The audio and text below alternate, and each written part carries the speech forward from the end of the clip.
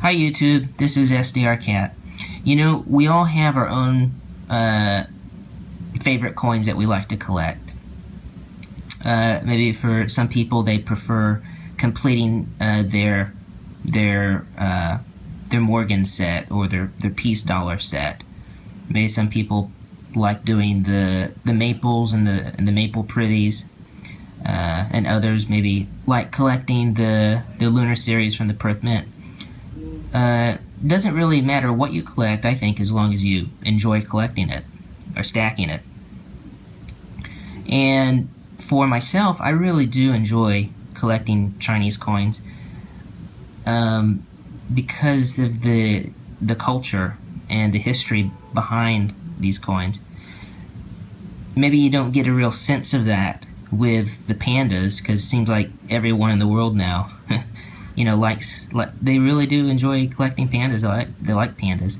Maybe the 2015 pandas are an exception because of the absence of the fineness and weight on the reverse. But you know, apart from the pandas, I think there's a lot. So many coins can speak to the collector, to the person, about China's history and its culture. And so the two coins I want to share with you today, the one on the left is a 2 ounce, and I believe the one on the right is a 1/3 of an ounce. I'm not too sure about the one on the right, I need to double check. Both graded 70, both proof deep cameo. And they come from an area in China, Shanxi province, in the city of, the story at least, the city of Datong. And it's a story about the triumph of Buddhism. About the triumph of Buddhism in the very early stages of Chinese civilization, during the, I think they call it the Wei period. And basically there was Taoism. Before there ever was Buddhism in China, there was Taoism. And Taoism was this really amazing kind of nature religion. It was a religion centered around lakes and streams and rivers and mountains and valleys. Very poetic. And so there was this conflict between Taoism and Buddhism. Not the same kind, it's not the kind of conflict that you see today where you have like two or more opposing sides and there's all of this animosity and hate. It was more of regarding Taoism and Buddhism, there were a few officials who supported Taoism, who were very supportive of it, and viewed this new religion called Buddhism as a threat to not only China's security, but also maybe culturally. They were afraid that Buddhism would take away some aspect of Chinese culture because, after all, Buddhism arrived in China from India, from the Northern Silk Road. So these coins really are a testament to the triumph of Buddhism in China, even though, you know, you look at the label and it doesn't really say that. That's really what this coin is about. And the Yungang Grottoes in or near Datong city have these wonderful stone carvings, and they stretch out for 1 kilometer. And if you get the chance, you might want to go to Wikipedia or YouTube and take a look, because I mean, it's just gorgeous. It's amazing. And so let's go ahead and take a closer look then at the coin on the left. And I'm going to stay right here, and I apologize if this is too shaky because I'm taking this video with my camera. So I'm going to stand right here and try and zoom in and see what kind of detail we can get. Okay, so that's my max zoom staying at the same position, and the detail's not too bad. You know, when I look at this, you know, you look through a loop, you can see a lot more detail, of course.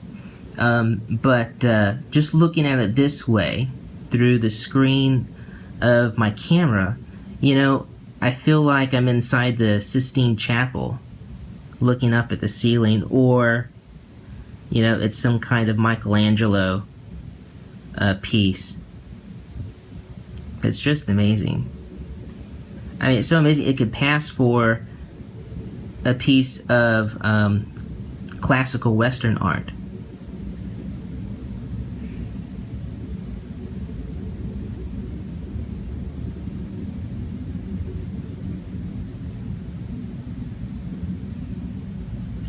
Now, down here behind the 20, I don't know how clear it is, but there are two figures behind the 20 that almost look like angels. And then on either side of those two figures, you have the heads and shoulders of another two popping up from the bottom there. And then on the right edge, you see the heads of some Buddha statues there, and also on the left.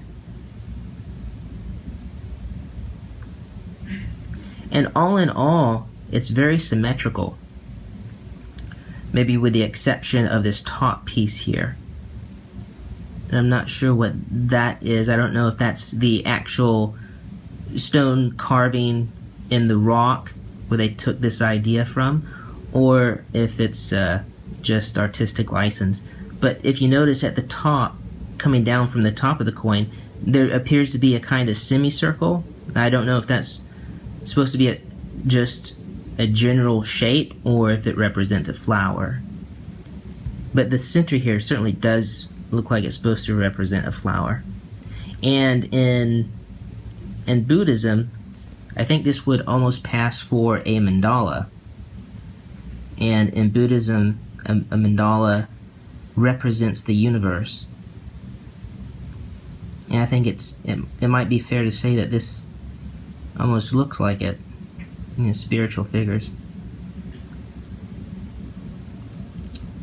Wonderful coin. And so we'll try to flip it over here. And this is a shot of the grotto stretching along the rock surface.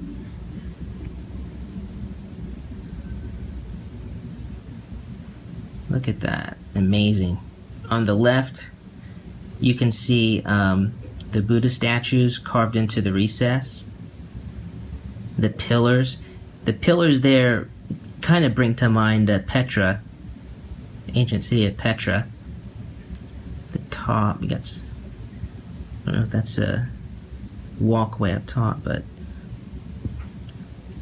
down there it looks like you have some figurines of some sort, maybe a pig or lion.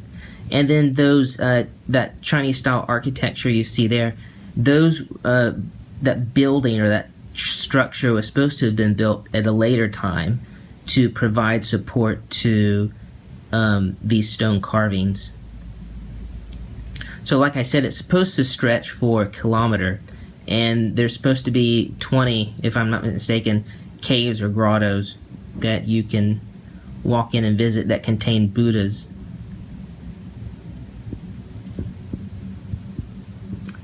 Alright, going to its little brother here. So that's the kind of detail I can get. So here you see a large Buddha face, and behind it, it almost looks like another mandala or sun or flower. And then to the right of it, you see some figurines.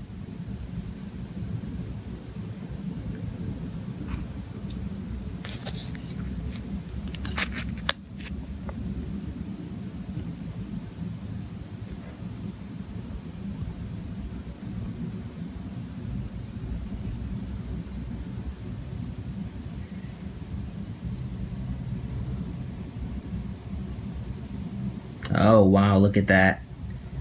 Isn't that amazing? That's beautiful.